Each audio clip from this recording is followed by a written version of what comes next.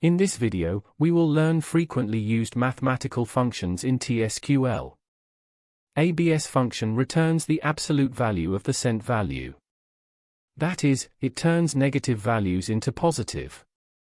The sign function indicates whether the sent value is negative or positive.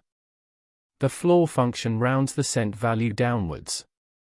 Ceiling function rounds the sent value upwards. The round function is used for rounding operations after the comma. The first parameter represents the value to be processed. The second parameter specifies how many numbers after the comma will be included in rounding. Rand function generates random numbers between 0 and 1. If we want it to generate random numbers between 1 and 100, we can multiply it by 100. Let's better understand how mathematical functions work by making examples in SQL Server. ABS function returns the absolute value of the sent value.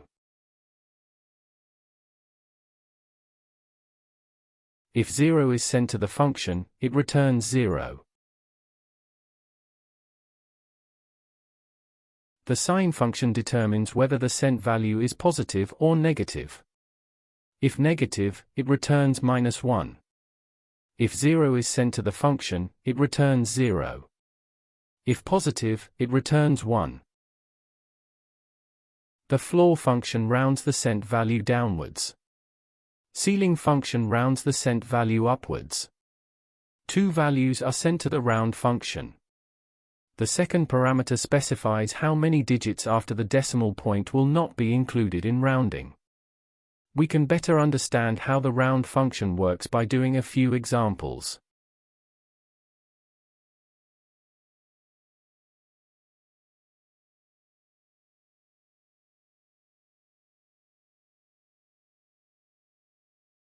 Nested functions can be used.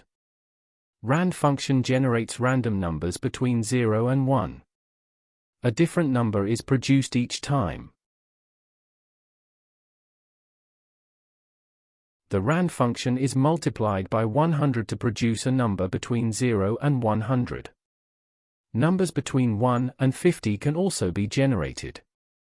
Then the generated number can be converted to an integer with the cast or convert function. Now let's make an example using a table. I will create a table with ID, first name and last name. I'm sending a few records to the table. I can see the data in the table with the select command. I want to pull a random record from the table.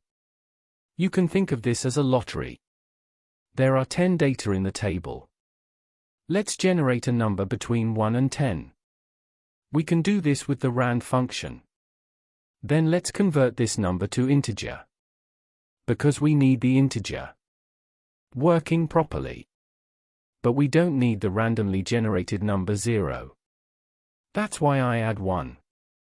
If it comes to 0, it will be completed to 1. Lottery program works well.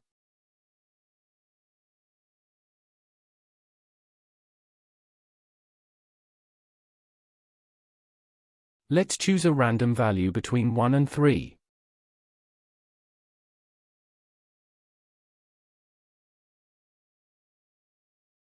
Let's choose a random value between 1 and 5.